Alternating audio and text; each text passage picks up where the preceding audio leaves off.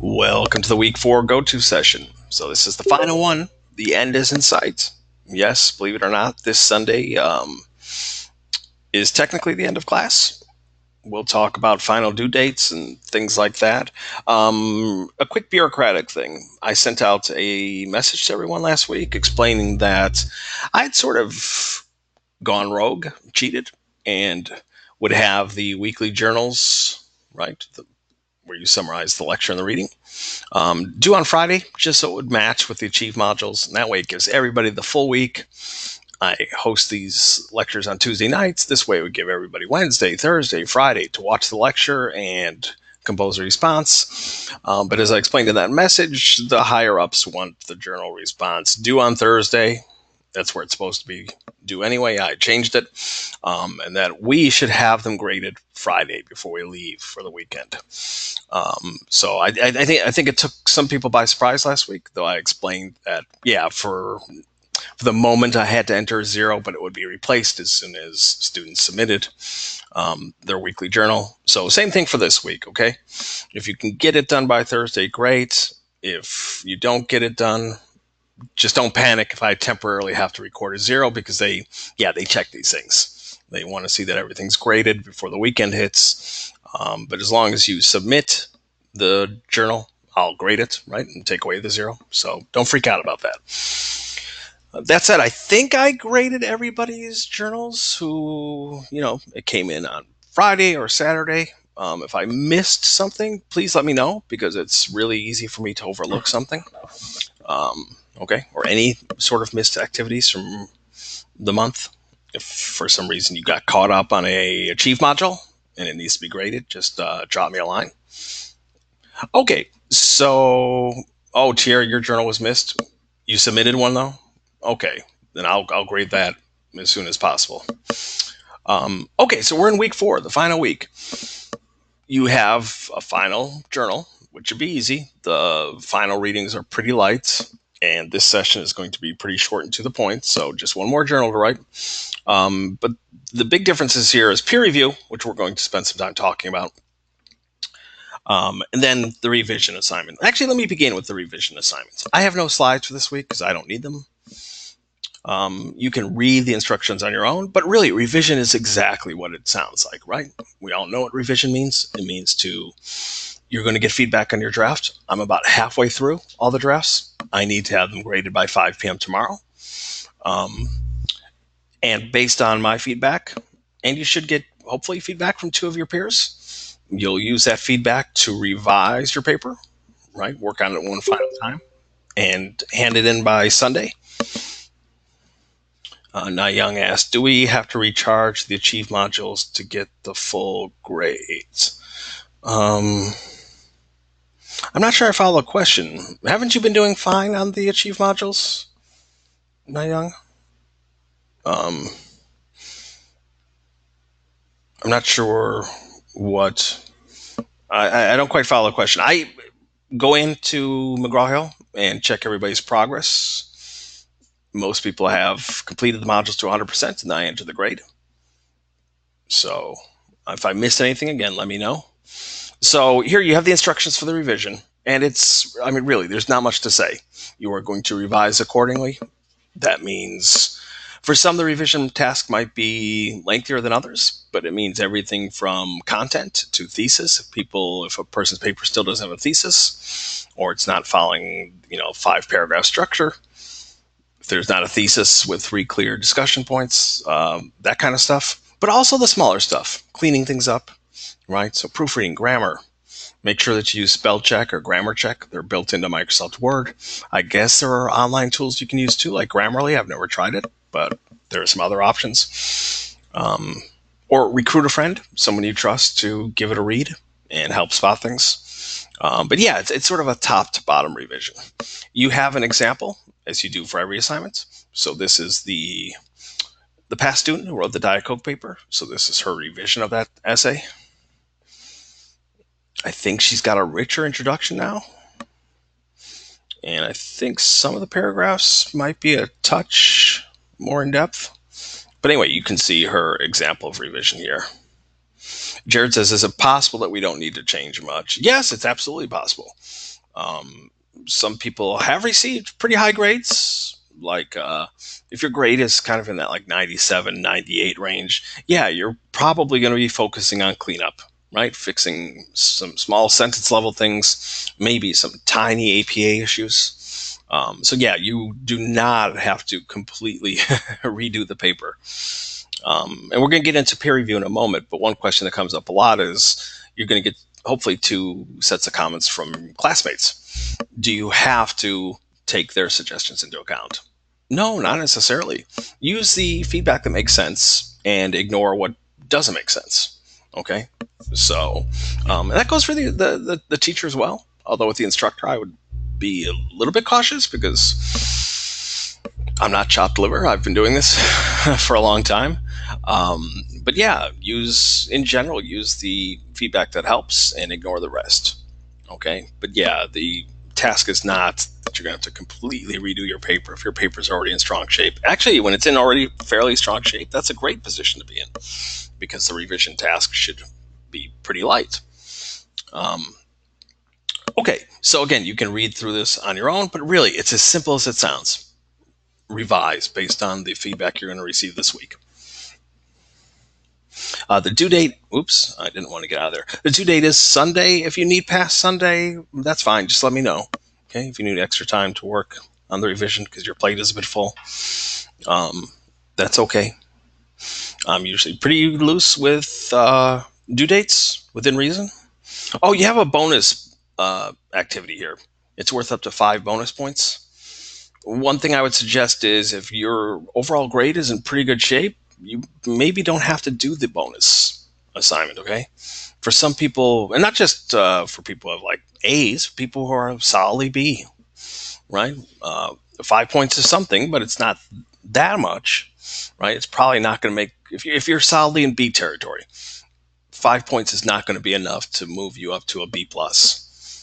Okay, but the instructions are here. Basically, you have to respond to each of these prompts. Okay, summarize my feedback, summarize the feedback you received from peers, and then tell me a little bit about what you plan to do revision-wise based on my feedback. Both in terms of global changes. Global here does not mean like world hunger. Global means big picture things. So thesis, content, organization. So what global changes do you tend to make? And then here, what local changes do you tend to make? And local changes refers to small stuff. So punctuation, grammar, proofreading, spelling, that kind of stuff. APA probably goes in here, okay? The smaller picture stuff. Although APA is somewhat important because so many points are allotted for APA. So yeah, that's all I have to say about the revision assignment, which is pretty much self-explanatory. And then this optional revision plan, where you just have to open up a Microsoft Word document and follow the instructions, okay? Right here. And you receive up to 5 points. Up to 5 points, okay? So if it feels like a rush job, you may not get all 5.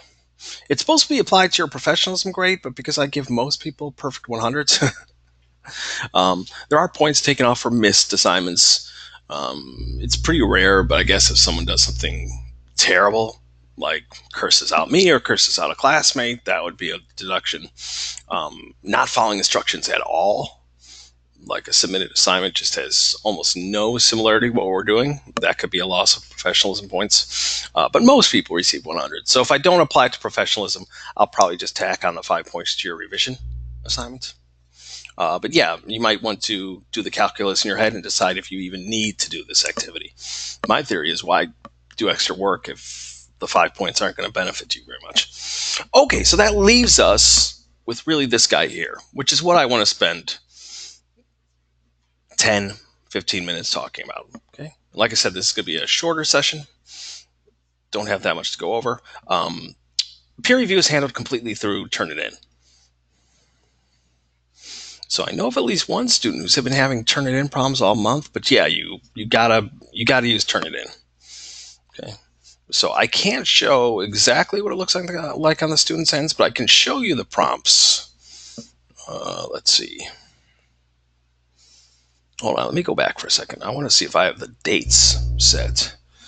Okay, so due February 1st. That's Friday, right? Yeah. Okay, so that looks good. Start January 29th. What's today's date? Okay, so it started today, but that's fine. Most people haven't even thought about diving into peer review. Uh, Here's something very important. This might be something you mention in your journal entry to prove that you've watched the lecture. Peer review is the one activity that I cannot extend. It's not that I'm mean. It's not that I don't want to do it if there's an emergency or someone forgets and doesn't complete it by midnight on Friday. No, it's quite literally once peer review starts and once it finishes at midnight Eastern on Friday, like that's it.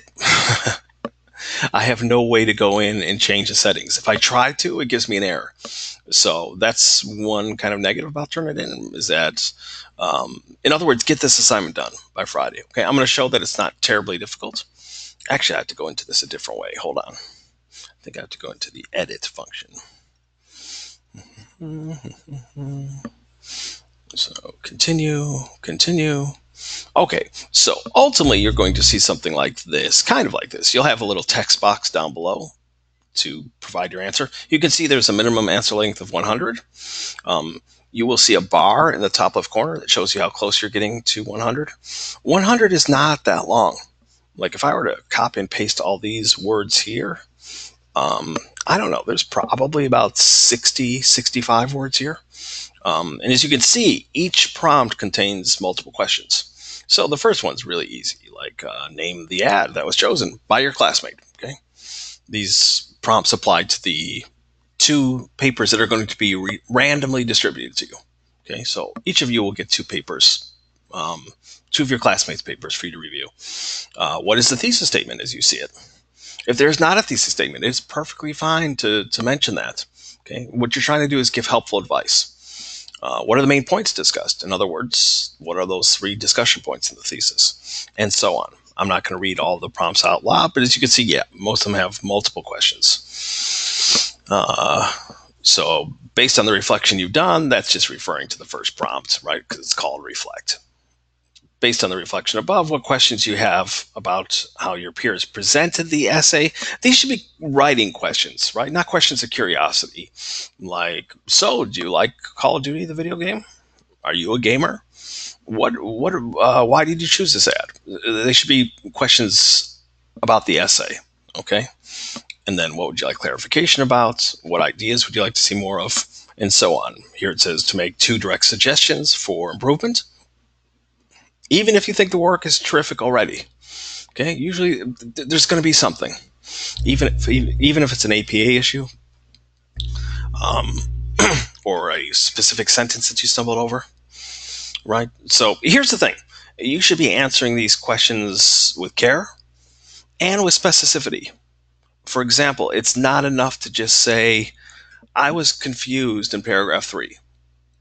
Because if you're the writer, you may not understand. You look at paragraph 3 and it looks fine to you. So be specific. What was it about paragraph 3 that made you feel confused?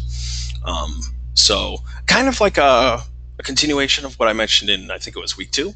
Remember where I said always put yourself in the shoes of like a complete stranger when you read your own work, because you'll be able to spot lots of vague moments or moments where things are not explained carefully. So same thing here. You should be explaining things in a way that the reader will ultimately understand. And I do it with your guys' papers, right? At least I try. I tend to write a lot, so I think I'm always specific in terms of locating exactly what it is that made me stumble, either in the paper or in my longer comments, right? So make sure you do the same. Hazley says review both of the papers you receive. Yes, you're going to essentially complete 2 of these. And again, I can't show the student version, but it's pretty anybody who's comfortable with basic online functions should have no problem with this. Like you click on something, I think it says start review, and it will distribute a paper to you. You don't have to complete it in one sitting. You can save your work and come back to it. I do think you have to work on one paper at a time, so I don't think you can start both of them. I could be wrong about that, but I believe that's not how it works. And I can't remember. When you finish one, maybe you have to click Start Review again to get to the second one. But it's pretty intuitive. That's what I'm trying to say. Let me take a sip of my coffee here. But yes, you'll have 2 papers to read through. So my other advice is to, in order to be very specific, is to, read the paper with care. Have the paper available so you can look at it. That's what I'm always doing, right? Turn It In actually allows me to see your paper as I'm typing my longer comments, so I can easily just scroll up and down a student's essay, because sometimes I have to refresh myself, like what was it in that paragraph that I wanted to point out. You should do the same. Have the paper that you can go back to so you can point to specifics. Because here's the thing, this should be almost as easy as the weekly journals, in the sense that I need to come away with the sense that, yes, you've read the 2 essays. You've read them with care. You've responded helpfully, right? That's what you're trying to do here. Not just answer questions for the sake of answering questions, but you're trying to give your 2 classmates constructive help. And doing that requires you to spend some time with the paper and think about it. Now, another piece of advice I'd give, and I say this with some caution, is that no, you shouldn't think of yourself as the teacher like, well, I'd give this paper an A. Don't say things like that, because then if it's a C paper or something, it makes me look like the bad guy. But if it helps you to reflect back on everything we've discussed all month, I mean, think about it. We've now had, this is lecture number 4, where we've been talking about ad analysis, thesis statements, essay structure for many weeks. You've been getting feedback on all of your major writing assignments every week, right? So at this stage, you should be pretty comfortable talking about ad analysis, thesis content organization, APA, right? And if you ever get stumped, I don't know. Again, don't think of yourself literally as a teacher, but kind of think of yourself as someone who's kind of similar, or a teacher's aide, or just think of yourself as someone who has good knowledge and helpful information to give. I think if you can put yourself in that mindset, you should be good. What else was I going to say? I had a couple other tips. Okay, well, let me skip to, I had one more tip, and it will come to me in a moment, but a caution. There's something about online assignments. Again, you'll have like a text box here to type in your response. I think it's because we're also used to going online and contributing YouTube comments and Facebook updates and texts and jumping in Reddit threads that we get a little bit lazy with things like proofreading, or even things like spacing, or being sure to type. Here, I'll type something in the chat. I, uppercase, right? And not I, right? Like this. Or sometimes I see, for this assignment specifically, elements that are smashed together like this or like this. Right? So I just typed something in the chat. People who are watching this, who aren't attending live, can't see the control panel in the chat that I'm typing in, but I'm basically showing how, for some reason with the peer review assignment, I see lots of instances where there's a period, but then you're supposed to hit your spacebar twice after a period, but students don't even hit it once. So like things are smashed together. There are a lot of proofreading errors, sometimes text speak, lots of instances of lowercase I instead of uppercase I. And I'm supposed to take off 5 points for every instance that I see, for example, the pronoun I spelled in lowercase. And listen, I'll ignore one instance because we all make mistakes. I do too. I'll ignore 2. But when I start seeing 5, 7, a dozen, that's when I start taking off points. Every piece of writing you should be doing for this class, that includes even a message to the instructor, should be aiming for the highest level of professionalism. So that also pertains to this assignment, okay? So don't forget about that. You might want to type your responses to Microsoft Word first, and then run them through spell check and grammar check before you paste them into the text box. Or just be very, very careful and read over your work with care. Because really, things get pretty, that's my only concern. I give lots of high grades for this assignment. Because again, as long as I come away with the feeling that, yes, this person has read these 2 essays with care and has answered these questions with care and helpfulness, yeah, I'm happy to slap a high grade. But points, when they do get taken off, are usually for just sloppiness or proofreading issues. Okay. I remember a couple of things I wanted to say. First of all, it shouldn't happen in this class. It happens once in a blue moon. But if you get a paper that is like way off base, right, or it's woefully incomplete, there's like 1 paragraph in place or 2 paragraphs, right? It's not even a complete essay. Adapt these prompts as you can. I don't expect you to write as much as I do when I type my longer comments to students. You don't have to go that overboard, but do adapt the prompts, because if that student really is struggling, you should be able to give them basic information. Again, you don't have to go to great length. Hit your 100 words and just keep it at that. But maybe they need a refresher on, you need a thesis that has three talking points. Those will be used to structure the entire paper, right? In other words, give them a helping hand. It's pretty rare that happens when a paper is in really, really rough shape or really, really incomplete. Oh gosh, what was the other thing that I wanted to mention?